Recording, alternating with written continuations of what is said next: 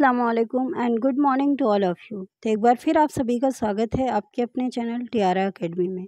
जैसा कि आपको मालूम है कि ये video RPSC assistant professor, UGC net JRF, MP assistant professor, DSSB TGT PGT, UP TGT PGT, EMRS TGT PGT और दीगर तमाम एग्ज़ाम के लिए मुफीद और कारआमद साबित होगी।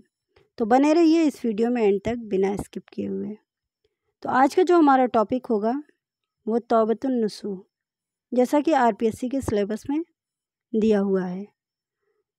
तो तौबतुन नसूह के खुलासा पढ़ने से पहले हम लोग नज़ीर अहमद के बारे में तफसील से गुफ्तगू करेंगे। तो नज़ीर अहमद को खान बहादुर शमसुल उलमा का खिताब मिला है। नाम है इनका नज़ीर अहमद और ख़िताब है खान बहादुर शमसुल उलमा। नज़ीर अहमद मौज़ा, रेहटर, परगना अफजलगढ़ और तहसील नगीना, ज़िला बिजनौर में 1830 को पैदा हुए। ये जमील जालवी के मुताबिक है। नूरुल हसन वगैरह ने पैदाइश जो बताई है वो 1836 भी बताते हैं, लेकिन जो सही है वो है 1830। और नज़ीर का इंतकाल 3 मई 1913 को फालिज की वजह से हुआ था। ये जमील जालवी के मुताबिक है। और नज़ीर के वालिद का नाम सादत अली खां था, जिनका पेशा मौलवी था। नज़ीर के जद्द आला शेख अब्दुल कुद्दूस गंगोही के खलीफा शेख अब्दुल गफूर आज़म पुरी थे और इनके ख़ानदान के अफराद पीरज़ादा कहलाते थे। नज़ीर ने फ़ारसी अपने वालिद से पढ़ी है।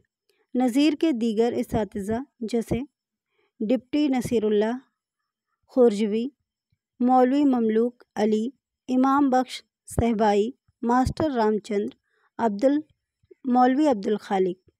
नज़ीर अहमद ने औरंगाबादी मस्जिद दिल्ली में मौलवी अब्दुल खालिक से अपने भाई के साथ तालीम हासिल की थी, जहां नज़ीर मोहल्ले में खाना मांग कर लाते थे। नज़ीर अहमद ने औरंगाबादी मस्जिद में गुजारे हुए औकात के बारे में एक लेक्चर में बताया कि उनकी ज़िंदगी का ये बदतरीन वक्त था और अगर वहाँ 4-5 साल रहना पड़ता तो मैं दीनों दुनिया दोनों से तबाह हो लिया था। नज़ीर अहमद का दाखिला दिल्ली कॉलेज में 1845 में हुस्न इत्तेफाक से हुआ था और 1853 तक ज़ेर तालीम रहे थे। नज़ीर अहमद को दिल्ली कॉलेज से 4 रुपये माहवार वजीफ़ा दाखिल होने के बाद मिलना शुरू हुआ था, जो कॉलेज से निकलते वक्त 24 रुपये हो गए थे। दिल्ली कॉलेज में नज़ीर अहमद के हम जमात मोहम्मद हुसैन आज़ाद और मौलवी ज़काउल्लाह थे। दिल्ली कॉलेज के ज़माने तालीम में नज़ीर अहमद का ख़ास मज़मून अरबी था। नज़ीर अहमद की शादी ख़ानदानी दस्तूर और वालिदैन की मर्ज़ी के ख़िलाफ़, जबकि उनकी शादी बिजनौर में तय भी हो चुकी थी, मौलवी अब्दुल खालिक की पोती और मौलवी अब्दुल कादिर की बेटी सफ़ियतुन निसा बेगम से दिल्ली में हुई थी। सफ़ियतुन निसा बेगम मौलवी अब्दुल खालिक की वही पोती हैं जो नज़ीर से सेर 2 सेर मसाले पिसवाती थीं और दरमियान में नज़ीर के हाथ रुकने पर बट्टे से उंगलियों पर मारती थीं। नज़ीर अहमद ने वालिदा के इसरार पर 1888 में बिजनौर की एक खातून से भी अक़्द किया था। हुकूमत बरतानिया ने नज़ीर अहमद को शमसुल उलमा का खिताब 1897 ईस्वी में दिया था और एंडवर यूनिवर्सिटी नेंज़ेर को LLD की एजाज़ी डिग्री 1902 में अता की थी। पंजाब यूनिवर्सिटी ने डी अवाइल की डिग्री से नज़ीर अहमद को सरफराज किया था। नज़ीर अहमद ने हैदराबाद के क़याम के दौरान 6 महीने 17 दिन की मुद्दत में कुरान मजीद हिफ्ज़ किया था। नज़ीर अहमद के किरदार इसमें बामुसम्मा होते हैं। नज़ीर अहमद के तमाम नावल मकसदी और इस्लाही हैं। सबसे पहले तालीम निस्वां को मौज़ू नज़ीर अहमद ने बनाया है। मोस्ट इम्पॉर्टेंट क्वेश्चन है, सबसे पहले तालीम निस्वां को जो मौजू बनाया है وہ نذیر احمد نے بنایا ہے۔ نذیر احمد کے کردار یا تو شیطان ہوتے ہیں یا فرشتے، انسان نہیں ہوتے، یہ آل احمد سرور نے کہا ہے۔ نذیر احمد کے کارنامے ہیں جیسے تعزیرات ہند 1860-61 انگریزی کتاب انڈین پینل کوڈ کا ترجمہ تعزیرات ہند کے نام سے کیا تھا۔ امہات الامہ 1908 یہ وہ کتاب ہے جو پادری احمد شاہ شوق کی کتاب امہات الامہ کے جواب میں لکھی گئی ہے۔ حضور اکرم صلی اللہ علیہ وسلم کی تعداد ازدواج اس کتاب کا موضوع ہے۔ موضع حسنہ یعنی موضع حسنہ میں اس خطوط کو جمع کر دیا گیا ہے جو نذیر احمد نے اپنے اکلوتے بیٹے بشیر الدین احمد کی ہدایت و تربیت کے لیے لکھے تھے۔ مجموعہ بے نظیر 1909 یہ نذیر احمد کی قومی و متفرق اور اردو عربی نظموں کا مجموعہ ہے۔ نذیر احمد نے کل 44 لیکچر دیے ہیں۔ نذیر احمد کے ناول نذیر احمد نے کل 7 ناول لکھے ہیں، جس میں سے پہلا ہے مرات العروس، اور اس کا جو سال اشاعت ہے وہ 1869 ہے، اور نذیر احمد کا پہلا ناول ہے جسے انہوں نے اپنی لڑکیوں کی تربیت و اصلاح کے لیے لکھا تھا۔ نذیر احمد نے اپنی بڑی بیٹی کی شادی پر یہ کتاب یعنی مرات العروس اس کے جہیز میں دی تھی۔ نذیر کے ناول مرات العروس کا موضوع لڑکیوں کی تعلیم و تربیت اور اصلاح ہے۔ حکومت نے مرات العروس پر نذیر احمد کو 1000 روپے بطور انعام دیا تھا۔ نذیر احمد نے مرات العروس لکھ کر زنانہ سوسائٹی پر ایک اتحاد باندھا ہے۔ سر سید احمد خان یہ کہتے ہیں۔ مرات العروس کے جو کردار ہیں وہ ہیں محمودہ، ماما عظمت، ماما دیانت النساء اور حسن آرا۔ دوسرا ہے بنات الناش جسے 1872 میں لکھا گیا تھا۔ اگلا ہے توبۃ النسوء جسے 1874 میں لکھا گیا تھا۔ نیکسٹ ہے فسانہ مبتلا جسے 1885 میں لکھا گیا تھا، اور پانچواں ہے ابن الوقت جسے 1888 میں لکھا گیا تھا، اور چھٹا ہے ایامہ جسے 1891 میں لکھا گیا تھا۔ اب ساتواں ہے رویائے صادقہ، یہ 1894 میں، یہ نذیر کا آخری ناول ہے۔ تو اب ہم لوگ دیکھیں گے توبۃ النسوء کا خلاصہ۔ تو توبۃ النسوء 1874 عیسوی میں لکھا گیا ہے، اور نذیر احمد نے بنات الناس کے دیباچے میں لکھا تھا کہ تعلیم دینداری کا ایک مضمون اور رہ گیا ہے، اگر حیات مستعار باقی ہے تو انشاءاللہ بشرط خیریت اگلے سال تک وہ بھی ایک کتاب کے پیرائے میں پیشکش ناظرین کیا جائے گا۔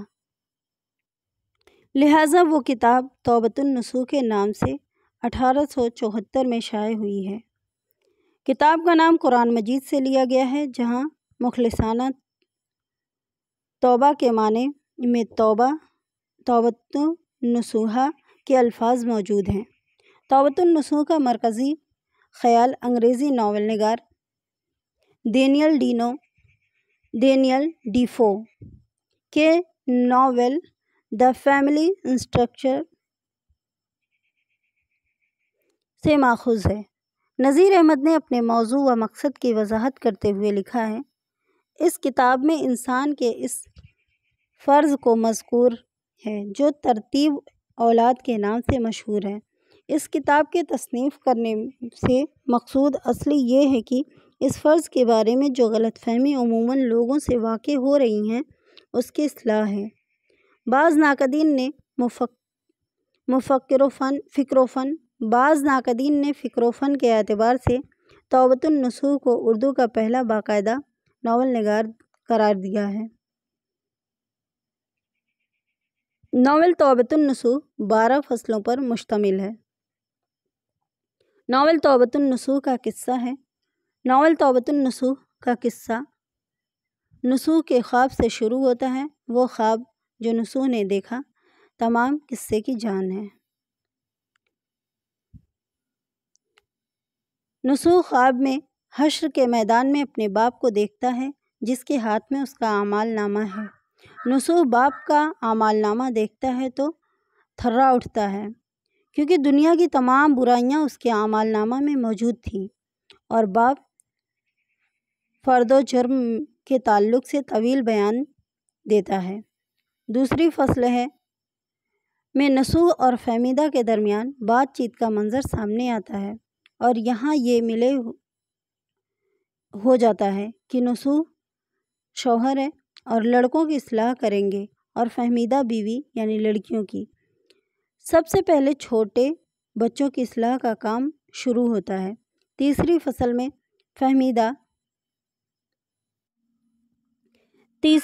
میں فہمیدہ اپنی بیٹی حمیدہ سے بات چیت کر کے نسوح کو بتائی ہے۔ چوتھی فصل میں نسوح چھوٹے بیٹے سلیم سے گفتگو کرتا ہے۔ معلوم ہوتا ہے کہ سلیم بہت کچھ سدھر چکا ہے، اور حضرت بھی اور ان کے لڑکوں کے اثر نے پہلے ہی اسے اس راہ پر لگا لیا ہے جو نسوح اسے دکھانا چاہتا ہے۔ اب پانچویں فصل میں فہمیدہ اور اس کی بیٹی نعیمہ کی لڑائی کا بیان آتا ہے۔ نعیمہ مرات العروس کی اکبری کی طرح کی لڑکی ہے۔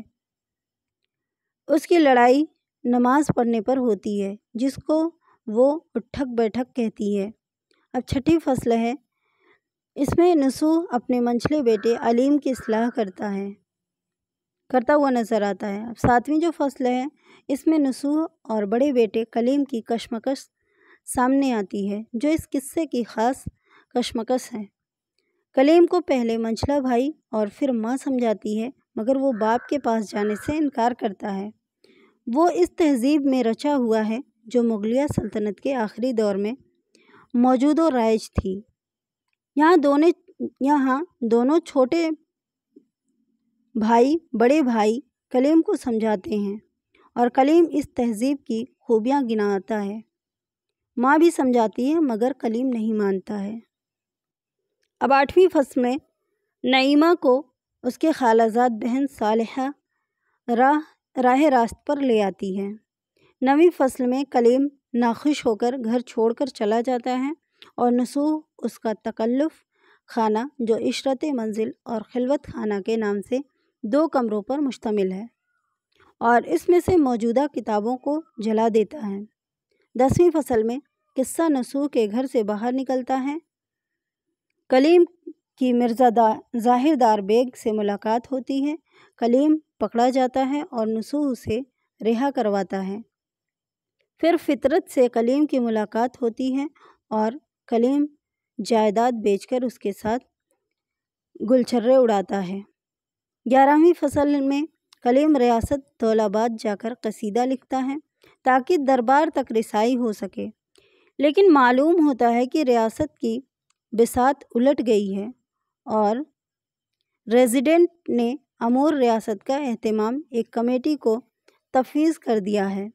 وہ صدر اعظم سے ملتا ہے جو ایک بوڑھے سے مولوی ہیں۔ وہ اسے ریاست کی فوج میں بھرتی کر لیتے ہیں۔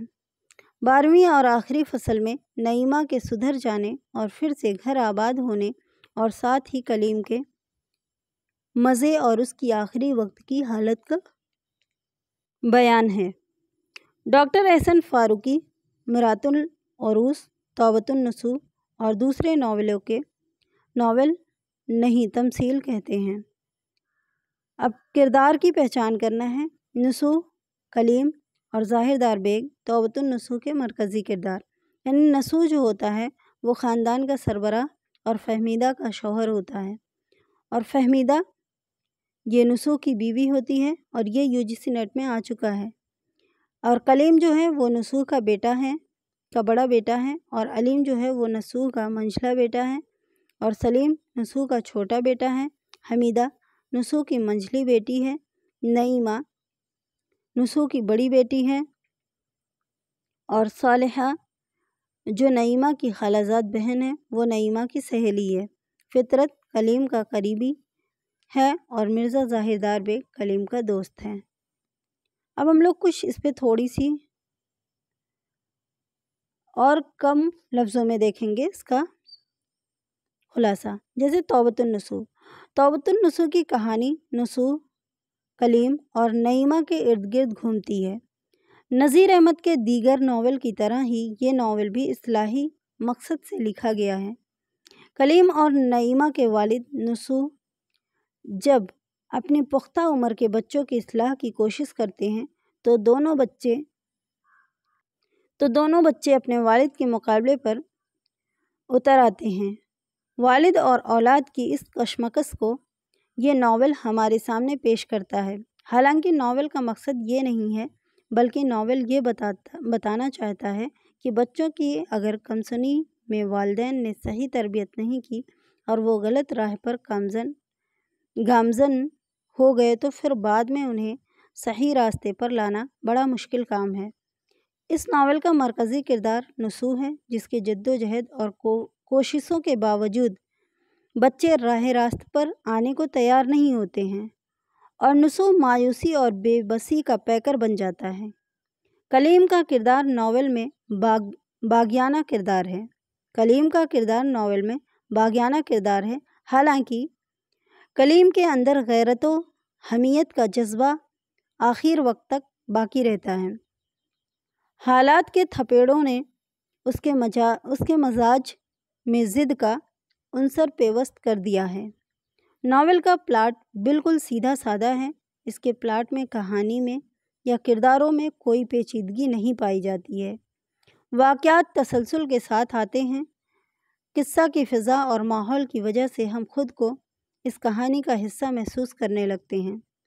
नज़ीर अहमद के नावलों की सबसे बड़ी कमी उनका मकसदियत पर बहुत ज़्यादा तवज्जो देना है, जिसकी वजह से उमूमन किरदार की नफ्सियात, माहौल और उसकी ज़ुबान व बयान बड़ी